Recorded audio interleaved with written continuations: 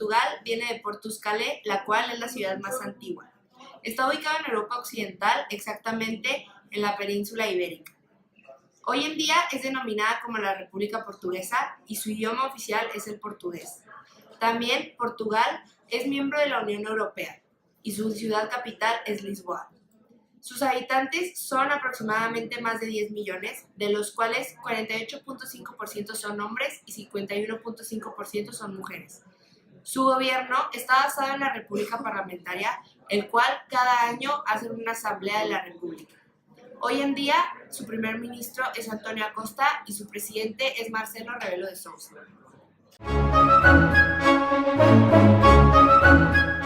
La península ibérica fue uno de los primeros lugares en donde se asentó el ser humano en Europa.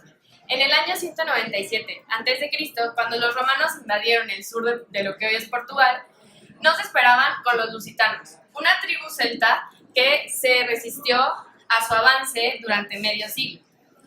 Los romanos les ofrecieron paz y negociaron con su líder Viratus. Desgraciadamente, esta negociación resultó ser falsa y mataron a Viratus. En el siglo V se produjo la caída del Imperio Romano y Portugal llevaba 600 años bajo el poder de Roma. Este vacío que dejaron los romanos fue ocupado por los moros. Para el momento en el que los romanos invadieron la península ibérica, llegaron los moros. Estos moros venían principalmente de Siria y de Marruecos. Los moros llegaron con el objetivo de buscar agua y comida para ellos y sus animales, y aunque practicaban su propia religión, respetaron y toleraron en todo momento las religiones tanto católicas como judías. Estos eran nómadas y se quedaron aproximadamente unos 8 siglos o más en el territorio de la península ibérica. No fue hasta el reinado de Alfonso VI que, con ayuda de Enrique de Borgoña, se empezaron a tomar medidas para poder sacar a estos moros de su territorio. Pero no fue hasta el año 1139, durante el reinado de Alfonso Enríquez, nieto de Alfonso VI, que se logró sacar por completo a los moros de este territorio, aunque hasta el momento prevalecen costumbres árabes tanto en el territorio de Portugal o de España, debido a todo el momento que los moros se establecieron en sus territorios. Es hasta el año de 1139 que, durante el reinado de Alfonso Enríquez, salen del territorio que se consolida el reino de Portugal. Dato curioso, ¿sabías que el portugués es hablado en más de 8 países además de Portugal? Por ejemplo, Angola, Brasil, Mozambique y Príncipe.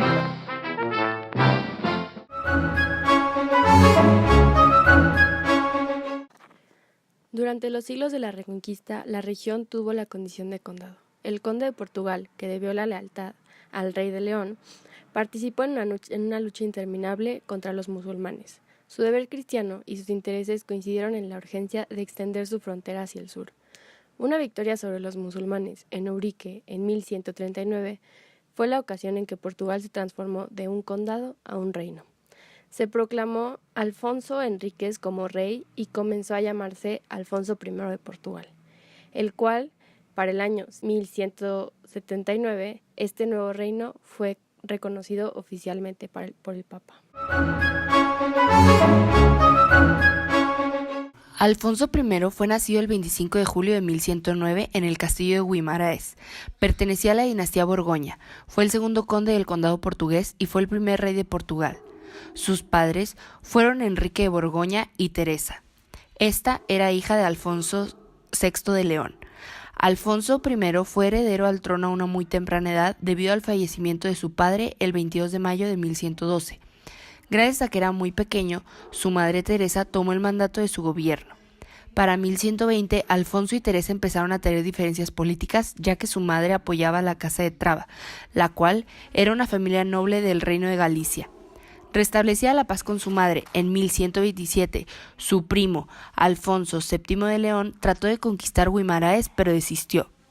Después, para 1128, Teresa y Alfonso se volvieron a enfrentar en la batalla de San Mamede. Gracias a que pudo conseguir la victoria, Teresa abandonó el gobierno condal. Consecuentemente, Alfonso quería lograr la independencia del Reino de León y lo consiguió para 1139. Finalmente, ese mismo año, Alfonso derrotó a los musulmanes en Ourique y se autoproclamó rey. Sin embargo, no fue hasta 1143 que obtuvo el reconocimiento de Alfonso VII de León mediante el Tratado de Zamora. Sus posteriores batallas incluyen la conquista de Lisboa en 1147 y la captura de Santarém en 1184. Desde 1163 hasta 1180 mantuvo distintas guerras contra Fernando II por los límites fronterizos y fue hasta 1185 en Coimbra que Alfonso I falleció. En 1249, esta reconquista terminó con la recuperación del Algarve en la costa sur, dando a Portugal la actual forma costera que tiene, con pequeñas excepciones, claro está.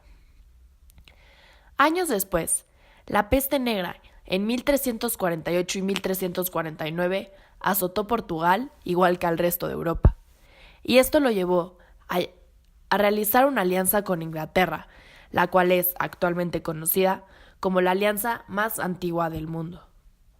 En 1383, algunos años después, el rey de Castilla, esposo de aquella hija del rey portugués que había muerto sin un heredero, reclamó su trono, lo que causó una revuelta popular que llevó a una crisis entre todos aquellos nobles superiores e inferiores en Portugal.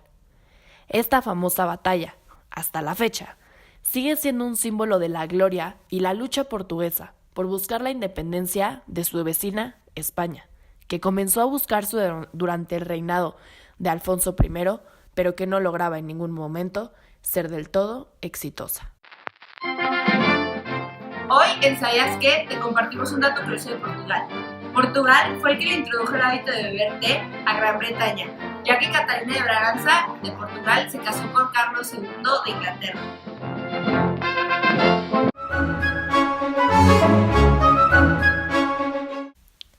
En 1580, con la anexión de Portugal, el Imperio Español vivió una etapa de grandes avances. En ese momento, Portugal se encontraba entre las mayores potencias de Europa. Felipe II, quien asumió la conquista del país vecino, afirmara claramente que cuando Portugal se había separado de León por medio del Tratado de Zamora, lo había hecho de manera ilegal.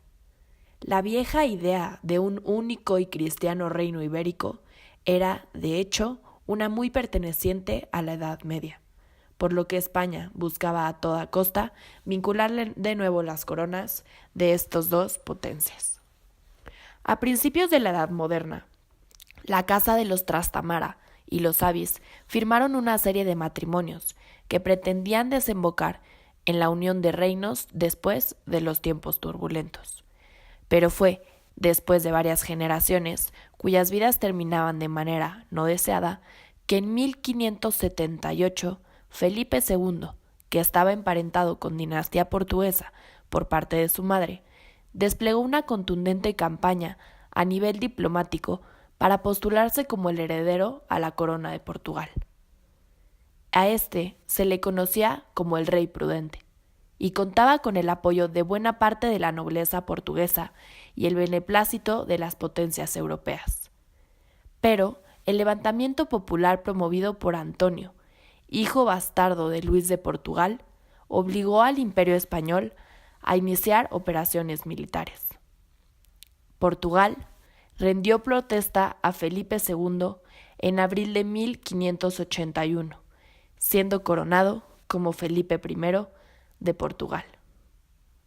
Este imperio suponía un conjunto de territorios con propias estructuras institucionales y ordenamientos jurídicos, diferentes y particulares de aquellos que hallaban gobernados por monarcas españoles de la causa de Austria. El rey hacía cumplir su voluntad en todo momento en Lisboa, ya fuera a través de un gobernador o de un virrey, los cuales se rodeaban convenientemente siempre de funcionarios locales. Los oficios públicos se reservaban siempre para los súbditos portugueses, tanto en la metrópoli como en los territorios marinos. A pesar de todas las quejas castellanas, la relación entre Madrid y Lisboa se mantuvo estable, sin revueltas y sin incidentes durante el reinado de Felipe II de Portugal. Pero el progresivo debilitamiento del Imperio español empezó a sembrar discordia entre la nobleza portuguesa, harta de tener que disputarse cada vez más cargos con otros súbditos de la monarquía. Los problemas de Castilla y del Imperio español cada vez más afectaban a los reinos periféricos, o al menos esta era la visión de un imperio colonial que llevaba un siglo afectado por una enfermedad degenerativa, que era que habían descuidado totalmente sus defensas y su economía estaba en crisis. El estallido de violencia era ya inevitable. En 1634 y 1637 se produjeron 2 revueltas populares en la región de Alentejo. Estas eran respuestas al desembarco de funcionarios castellanos y al aumento de carga fiscal, pero fue en la crisis de 1640 cuando la aristocracia portuguesa se levantó aprovechando la guerra de España con Francia y la sublevación de Cataluña. En suma, prendió la mayor crisis del Imperio español en su historia, cuando Cataluña, Portugal, Nápoles y Sicilia emprendieron, con desigual suerte, sendas rebeliones contra Felipe IV. El levantamiento portugués fue planeado en Lisboa por miembros de la nobleza, el clero y militares que buscaban destronar a los Austrias y proclamar por fin a un rey portugués. El detonante final de esta historia fue la exigencia de los españoles de que 6.000 soldados portugueses y la mayor parte de la nobleza en edad se sumaran a la guerra en Cataluña. Como respuesta, un grupo de conspiradores irrumpió en Lisboa el 1 de diciembre de 1640, sorprendiendo al secretario de Estado de ese momento, Miguel de Vasconcelos, quien fue asesinado por la fachada del Palacio Real. En este momento, el duque de Braganza fue coronado como rey con el título Juan IV de Portugal. Frente a la rebelión general, Felipe IV y el conde duque empezaron a preparar la reconquista. Para ello, encomendaron una tarea al duque Medina Sidonia, la capitanía general de un ejército que debía atacar a los rebeldes y derrocar del poder a Juan de Braganza. Así, fracasaron sucesivos esfuerzos de una agotada Castilla por tomar el control de Portugal. Los escasos avances españoles se vieron una y otra vez malogrados, debido a la ayuda internacional enviada casi desde el principio por Francia, Inglaterra y Holanda, quien ya había firmado 10 años antes la paz con Portugal. Por lo contrario, fueron las tropas portuguesas que en 1657 invaden España y amenazan seriamente Badajoz. En 1661, don Juan José, el hijo más famoso del bastardo Felipe IV, se encargó de dirigir la última de las grandes intentos. Las fuerzas portuguesas destrozaron en 1663 el ejército castellano en la batalla de Ameixal. Aquella fue la enésima batalla de la Guerra de Restauración portuguesa. Después de la muerte de Felipe IV, su viuda Mariana de Austria no tuvo ganas de continuar con el conflicto y el 13 de febrero de 1668 reconoció la independencia de Portugal. No en vano, sin los recursos y el escudo del Imperio español, la mayoría de las colonias portuguesas terminaron pronto en manos, por ejemplo, de Holanda o Inglaterra, que lo habían ayudado a obtener independencia.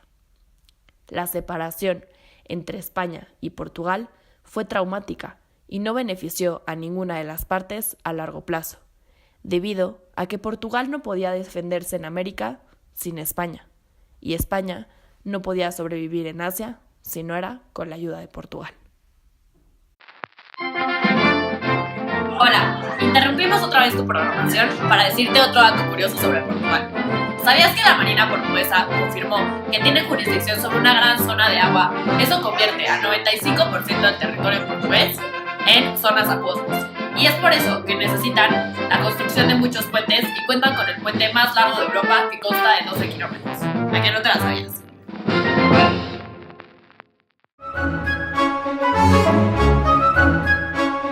Portugal consiguió mantener su independencia reconocida por España en el Tratado de Lisboa en 1668.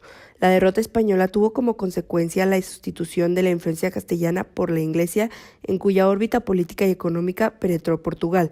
Después de un intento de industrialización, según los principios mercantilistas, se convirtió en el cliente de la industria textil inglesa, pagando sus importaciones con vino. En el Tratado de Methuen, que consagró esta situación, condenó a Portugal al monocultivo vinícola e impidió la recuperación de su economía. En el orden colonial, el hecho más destacado fue la recuperación y colonización de Brasil. Las relaciones comerciales con Brasil, interrumpidas por la ocupación holandesa de Pernambuco y la guerra luso-holandesa, se desarrollaron desde mediados del siglo. Después de una etapa de crisis provocada por la competencia del azúcar antillano, el descubrimiento de oro en 1696 y diamantes en 1720 fue un estímulo para su colonización y permitió equilibrar la balanza comercial. Gracias a este oro, a los diamantes, al azúcar y al tabaco, Brasil pudo comprar a Río de la Plata cueros y plata muy solicitados en el mercado de Lisboa e intensificar la importación de esclavos. La corona recibía una quinta parte de toda la producción. Durante el reinado de Juan V, la mayor parte de oro brasileño sirvió para pagar las importaciones de trigo, manufacturas y artículos de lujo. Pomal acometió un enérgico programa de reformas, prohibió a la Inquisición celebrar autos de fe sin permiso de gobierno, introdujo en la enseñanza los métodos modernos, terminó con el monopolio de los cargos públicos por la aristocracia y estimuló la intervención estatal en el desarrollo económico. Con la muerte de José I, terminó con el programa reformista. Pomal fue apartado del gobierno y se permitió el regreso a los jesuitas. Todo esto fue la causa de una efímera alianza con España, rota cuando ésta se adhirió a Francia. En Portugal, por su amistad con Gran Bretaña, tuvo que enfrentarse a los ejércitos españoles y franceses. En 1801 cedió Olivenza a las tropas de Godoy. En 1807 las tropas napoleónicas, bajo el mandato de Junot, entraron en Lisboa, mientras la familia real buscaba refugio en Brasil. Si la ocupación fue bien acogida por la minoría ilustrada, el ejemplo español del 2 de mayo cundió en Portugal en forma de levantamiento general. Un ejército luso-británico dirigido por Wellesley obligó a Junot a capitular en Sintra y consiguió parapetado en las fortificaciones de Torres Vedras, rechazar a los ejércitos de Soult y Massena y eliminar la ocupación francesa. Gran Bretaña había aprovechado la ayuda prestada a Portugal para imponer en 1810 un ventajoso tratado de comercio.